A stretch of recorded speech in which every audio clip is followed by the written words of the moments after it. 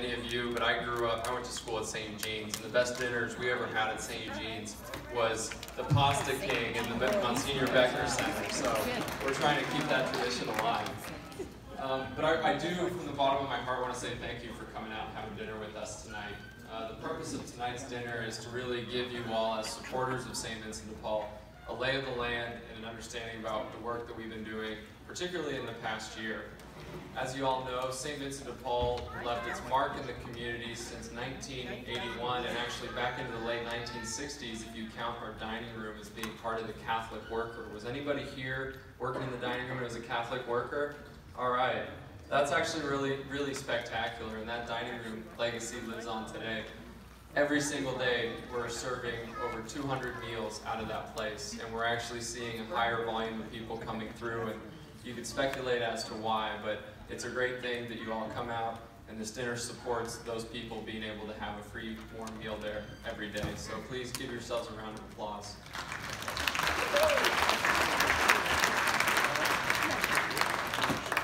But the other thing we've been trying to do is, if you've been picking up the newspaper lately, you know how much need there is out there today. For example, Ron mentioned increasing rents in Sonoma County, the lack of availability of housing. There's a whole litany of things. But these things come from something that we know is called systemic poverty. These are the things that somebody who's low income, who may be experiencing homelessness, or may be vulnerable to becoming homeless, could fall prey to at any moment. And so in the last year, we've really tried to adopt programs to try to target these folks and help lift them out of poverty by targeting these systemic issues. And so I'm going to show you a little bit of what we got into this year, beginning with the fires, rolling into those programs. But St. Vincent de Paul during the fire was a really unique moment for us.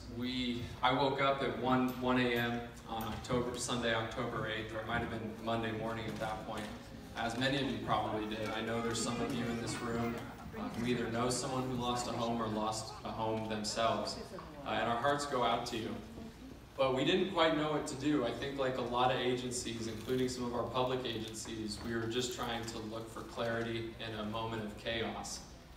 So I showed up at the dining room and tried to figure out what is it that we're going to do to serve this community. What are those needs going to be in 5 hours from now? Well, we thought, let's do what we do. Let's keep running. Let's see who shows up and needs a hot meal today.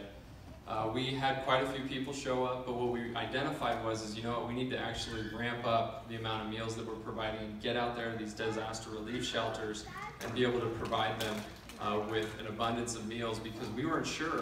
And part of the other hats that I wear is I'm on the Santa Rosa City Council, and I hadn't heard anything about meals going to those disaster relief shelters. Luckily, there were organizations like the Salvation Army that was doing it, but it was coming back to us, hey, St. Vincent's, we don't have meals for all these people who are staying in these shelters.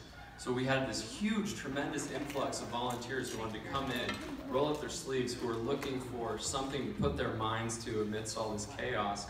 And it was meals is what we did and what we gave to the community.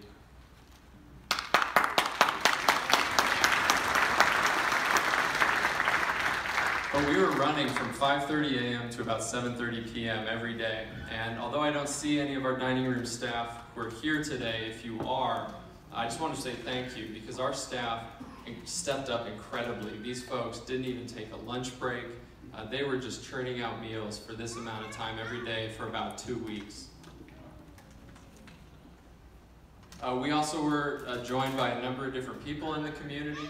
I think in about the 2 weeks that we were churning out these meals, we must have had over 100 volunteers. Here's a picture of some of our volunteers.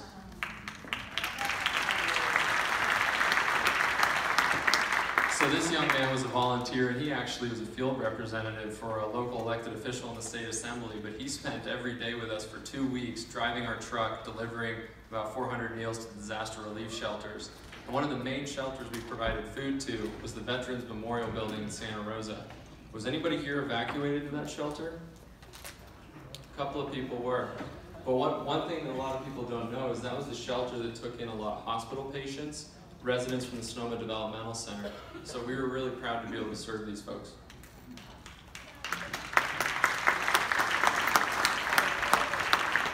As you can see, we were Sonoma strong.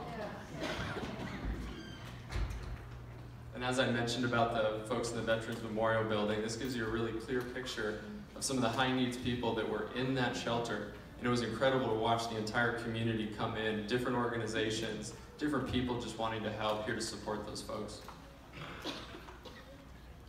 One thing that we did as well is we probably made about 500 sandwiches a day just to make sure that these shelters were able to give these out to people who might be hungry in between meals.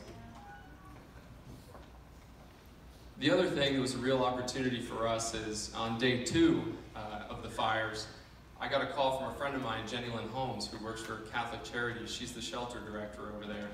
And she said, Jack, I need your help. All of our Catholic Charities homeless shelters don't have food because our programs are volunteer run, and a lot of our volunteers are fleeing the fire as we speak. And so can you get your kitchen going and help us provide those meals? So we said, yes, absolutely. We stepped in and we did 350 meals every single day to Sam Jones, to Nightingale, and to the Family Support Center. And it was a great opportunity for us to partner with our sister organization.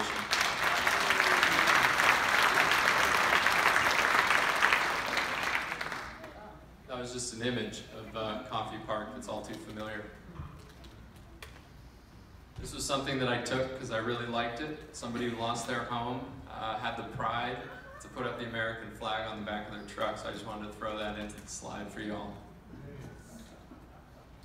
But as many of you know who might be involved with St. Vincent de Paul and the efforts that we did up in the Lake County fires, one of our known programs, it's actually run nationally throughout the country. Every time there's a disaster, Vincentians associated with St. Vincent de Paul will come in and provide a home in a box. And these are for people who are low income, renters who didn't have renter's insurance, somebody that may be having hiccups with FEMA or their insurance and not able to get living expenses paid for. But when folks do eventually get into finding a new place to live, it's really sad, but you would be surprised at how many people will sleep in a sleeping bag on the floor because they don't have the money to furnish that house.